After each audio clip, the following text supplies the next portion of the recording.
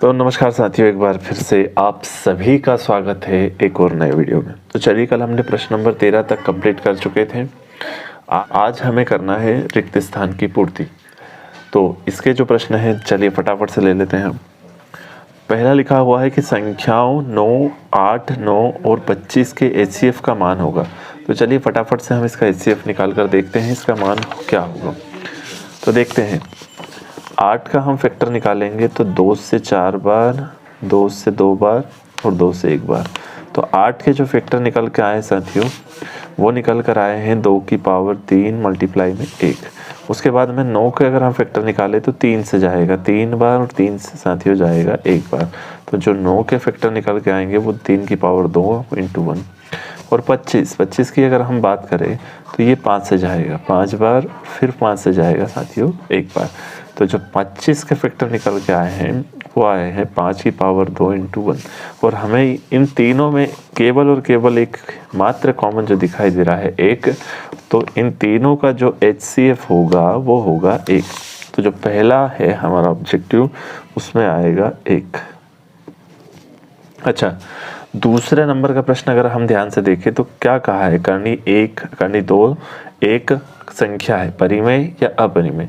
तो साथियों हमने कल ही डिस्कशन किया था इसके ऊपर कि जो रूट वाली संख्या होती है जिसे हम रूट से बाहर कर सकते हैं, जिसे हम रूट से बाहर कर लेंगे वो संख्या तो परिमेय हो सकती है। लेकिन जो रूट से बाहर नहीं जाती, जैसे √2, √3, √5, √7 etc, ये जो संख्याएं होंगी ये कभी भी आपकी रेशनल नंबर नहीं हो सकती। तो हम कह सकते हैं ये एक अपरिमेय संख्या है। चलिए फिर अगला क्वेश्चन है कि 135 और 225 का HCF है। तो फटाफट से हम 135 का और 225 का गुणनखंड निकाल लेते हैं। तो साथियों यहाँ पर हमने 135 और 225 के जो गुणनखंड है वो सारे के सारे यहाँ हमने निकाल लिए हैं। तो फिर हमें क्या देखना है, हमें फाइंड करना है इसका HCF। 135 और 225 का HCF, और HCF में हमें ढूंढना होता है सबसे पहले कॉमन। तो हमें मिला कॉमन 3।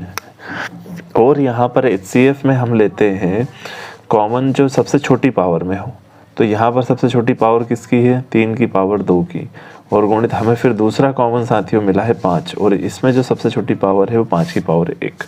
तो आगे इसको सॉल्व करेंगे 3 इंटू 3 इंटू 5, 3 तिया 9 और 9 पंचे 45। तो इसका जो HCF होगा साथियों वो होगा 45।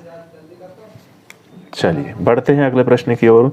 3√2 एक संख्या है। तो साथियों ये भी हमारी अपरिमेय संख्या की कैटेगरी में आती है। चलिए फटाफट से अब हम देख लेते हैं इसके सत्य और असत्य पर। चलिए फटाफट से नजर डालते हैं हम। एक प्राकृत संख्या का अभाज्य गुणनखंड उसके गुणनखंडों के क्रम को छोड़ते हुए अद्वितीय होता है। तो जी बिल्कुल सत्य होता है। और दूसरा है प्रत्येक परिमेय संख्या एक वास्तविक संख्या होती है। प्रत्येक परिमेय संख्या एक वास्तविक संख्या होती है। तो जी हाँ, एक पूरी वास्तविक संख्या के अंदर ये हमारा वास्तविक संख्या कह लीजिए, ये वास्तविक संख्या के अंदर हमारी परिमेय भी संख्या आती है, और साथ ही साथ इसी के अंदर हमारी अपरिमेय संख्या सभी आती है। तो हम कह सकते हैं कि जो प्रत्येक अपरिमेय संख्या है वो एक वास्तविक संख्या होगी। चलिए दूसरा हम तीसरा प्रश्न देखते हैं कि प्रत्येक वास्तविक संख्या एक अपरिमेय संख्या होती है। प्रत्येक वास्तविक संख्या एक अपरिमेय संख्या होती है, नहीं होती है।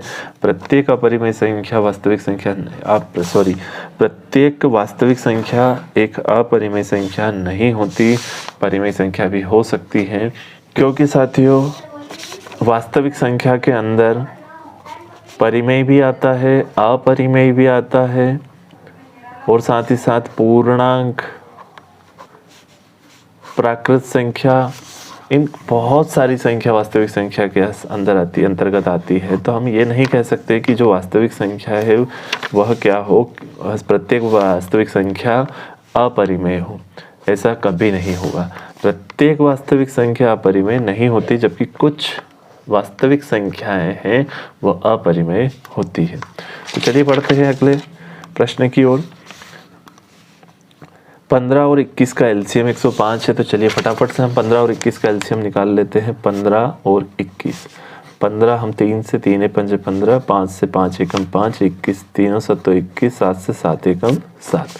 तो इसके जो फैक्टर निकल के आए 15 के वो आए हैं 3 गुणा 5 और 21 के जो फैक्टर निकल के आए हैं साथियों 3 गुणा 7। हमको निकालना है LCM सॉरी।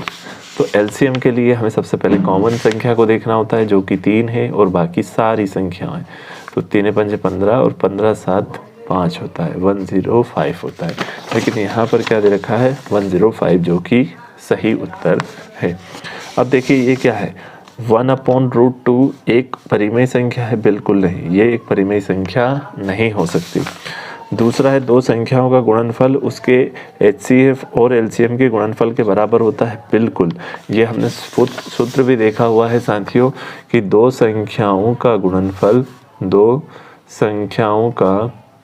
गुणनफल बराबर होता है LCM गुणित HCF। तो ये बिल्कुल सही होगा। और 26 और 91 का HCF 13 होता है। तो देखिए 26 और 91 का जो HCF होता है वो 13 होता है। तो चलिए हम देख लेते हैं। 2 से 2 एकम तो 2 3 6 और ये जाएगा सीधा 13 से 13 एकम 13। ये जाएगा साथियों 13 7 91, फिर जाएगा 7 से 7 एकम 7। 7 से भी जा सकता था, चलो कोई बात नहीं, मैंने 13 से पहले डिवाइड कर दिया उसे। तो जो 26 का जो फैक्टर निकल के आया वो आया 2 × 13 और जो 91 का फैक्टर निकल के आया वो आया 7 × 13। तो जैसा कि हमें यहाँ पर क्या HCF और देखना यहाँ पर साथियों क्या आ रहा है कॉमन 13 और 13 ही इन दोनों संख्याओं का HCF होगा। तो यहाँ पर उत्तर में भी हमें 13 मिल रहा है, यानी ये जो सही गलत है इसमें ये 7वां जो है हमारा एकदम सही उत्तर होगा। इसका साथियों वीडियो कैसा लगा? वीडियो अगर अच्छा लगा हो तो वीडियो को शेयर जरूर करें, साथ ही साथ लाइक शेयर एंड कमेंट करना ना भूले। तब तक हम मिलते हैं नेक्स्ट वीडियो में।